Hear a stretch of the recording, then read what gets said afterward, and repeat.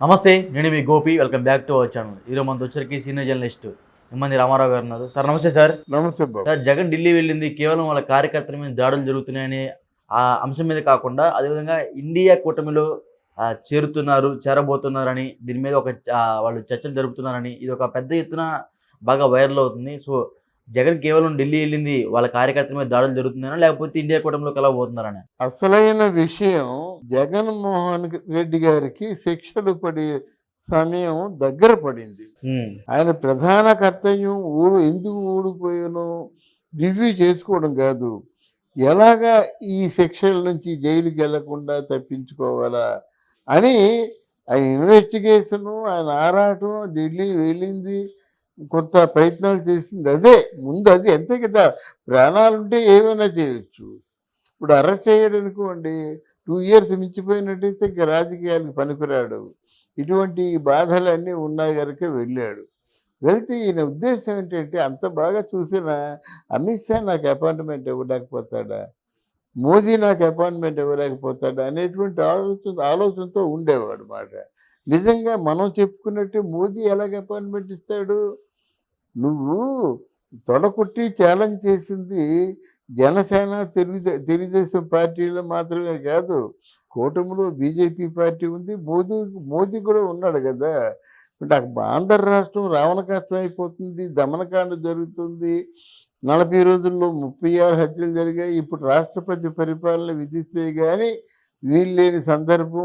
ఇట్లాంటి సందర్భంలో ఎలా సమాధానం చెప్పుకోలేకే ఇక్కడికి వచ్చానని చెప్పావు. చిలక పలుకులు బాగానే ఉన్నాయి.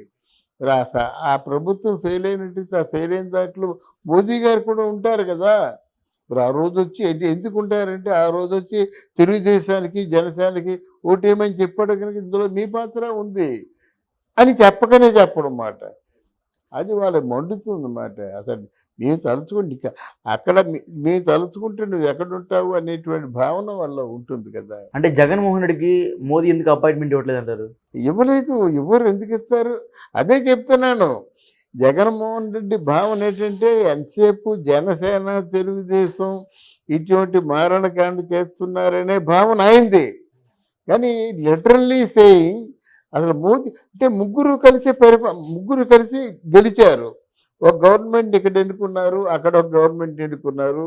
అలయన్స్ దిశగా ధర్మాన్ని పాటించారు. ఇంతమంది తెలుగుదేశం వాళ్ళు, ఇంతమంది జనసేన వాళ్ళు, ఇంతమంది బీజేపీ వాళ్ళు. అలయన్స్ కదా. అంటే వీళ్ళకి ఎంత బాగుంది, వీళ్ళకి ఎంత బాధ్యత ఉందో వాళ్ళకి అంతే బాధ్యత ఉంటుంది. అక్కడికి వెళ్ళిపోయి మీ తాలూకు కూటమి దెబ్బతింది, పరిపాలన అస్తవ్యస్తంగా ఉందని చెప్తే వాళ్ళు మండదండి. అంటే జగన్ రాజ్యసభ సభ్యులు, అదేవిధంగా ఎంపీలు కూడా మోదీ గారికి సపోర్ట్ చేస్తున్నారు. సో అందుకని ఆ విధంగా చూసుకున్నా సరే, మరి జగన్కి ఎందుకు అపాయింట్మెంట్ ఇవ్వట్లేదు అంటారు? ఎందుకు ఇవ్వరండి? అపాయింట్మెంట్ ఇవ్వరండి. అంటే వాళ్ళ ఎంపీలు, రాజ్యసభ ఎంపీలు కూడా వాళ్ళకలే ఉన్నారు కదా. వీళ్ళు ఎవరున్నారండి? ఇప్పుడు జగన్ అపాయింట్మెంట్ ఇవ్వడు. కాదంటే జగన్ పార్టీలో రాజ్యసభ మెంబర్స్ మాత్రం ఉన్నారు. అదేదైనా పెద్దల సభలో ఏదైనా ఒక చర్చకు వచ్చినప్పుడు వాళ్ళు అపోజ్ చేస్తే చేయొచ్చు. కానీ పార్లమెంట్లో బిల్లుకి వెళ్ళిపోయినట్టయితే వాళ్ళతో పనే ఉంది. సహజంగా మెజారిటీ పార్ట్ ఆఫ్ ది ఒక బిల్లు ఏంటంటే, బిల్లు ఒక వారం రోజుల్లో పెట్టబోతాముగా అనగా వీళ్ళ తాలూకు అంటే బాగా నమ్మకమైన సిబ్బంది ఏంటంటే, ఇగో ఈ బిల్లు పెట్టబోతున్నాం మేము, దీనికి మీకు ఏమైనా అభ్యంతరాలు ఉన్నాయని చెప్పేసి మామూలుగా వాళ్ళు ట్రేస్ అవుట్ చేస్తారు. జనరల్గా ప్రధానమంత్రి పెట్టిన బిల్లు ఎవరు అబ్జెక్షన్ చేయరు. అంటే ఒక బిల్లు పాస్ చేస్తున్నాం అంటే వాడికి బ్రహ్మాండమైన సందడి. వాళ్ళందరికీ ఏదో తాయిలాలు ఉంటాయి. అర్థమైందా? బిల్లు ఊరకనే పాస్ చేయరు. బిల్లు పాస్ చేస్తే ఆ ఎంపీలందరికీ తాయిలాలు ఉంటాయి, ఇక్కడ కానీ అక్కడ కానీ ఎక్కడైనా. అవి అండర్స్టూడ్. ఓకే. అందువలన ఇక్కడేంటంటే, బిల్లు పాస్ చేయకుండా చూడాలన్నటువంటి ఆలోచన ఏదైనా జగన్మోహన్ రెడ్డి గారికి ఉన్నట్టయితే అది చెల్లదు అని చెప్తున్నాను నేను. తర్వాత ఏమో కాంగ్రెస్ పార్టీతో జగన్మోహన్ రెడ్డి పెట్టుకున్న గొడవ ఇంత అంత కాదు. డైరెక్ట్గా సోనియా గాంధీతోనే పెట్టుకున్నాడు అన్నమాట.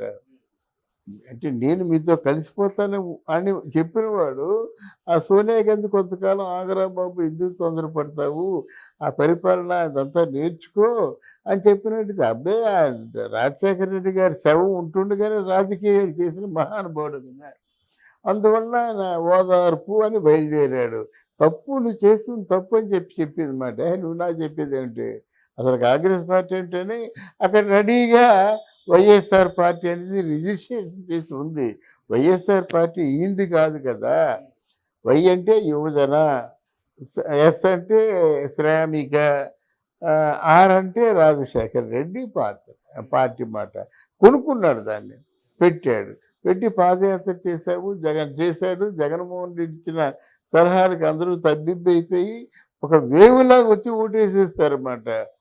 ఆయనకి నిజంగా ఇంత వేవులో కూడా తెలుగుదేశం పార్టీకి 23 ఓట్లు పడితే జగన్మోహన్ రెడ్డికి 151 వచ్చాయన్నమాట.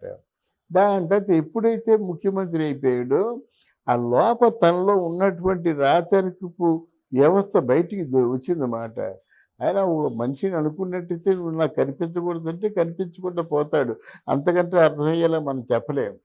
అందువల్ల ఆయన కొట్టడం కానీ లేకపోతే ఆ కంటికి ఎదురుగా కనిపించనీయడం కానీ సర్వసాధారణం. ఆయన అంటే డబ్బుతో దేన్నైనా కొనేయొచ్చినటువంటి ఒక దుర్మార్గపు ఆలోచన. ఇంకోటిసారి కాంగ్రెస్ నేతలతో ఆల్రెడీ చర్చలు అయితే ముగిసిపోయాయి. సో మరికొద్ది రోజుల్లో ఇండియా కూటమిలో కలవబోతున్నారు అనే వార్తలు కూడా బాగా బాగా పెద్ద ఎలా కలుస్తారండి, ఎలా తీసుకుంటారండి?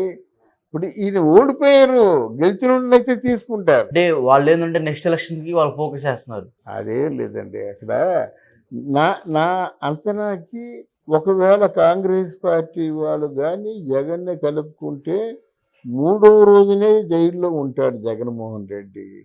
ఇప్పుడు జగన్మోహన్ రెడ్డి కాంగ్రెస్ వాళ్ళకు మరి కలుపుకున్న పవరు మోదీ గారి చేతిలో ఉంది కదా. ఎప్పుడు ఇంతకాలం నా కాలు పట్టుకున్నావు, ఈరోజు నీ స్వార్థం కోసం మా మీదే పోటీకి వస్తాం అనుకుంటాడు. ఇచ్చేయండి ఫెయిల్ అంటారన్నమాట. అయిపోయింది కదా.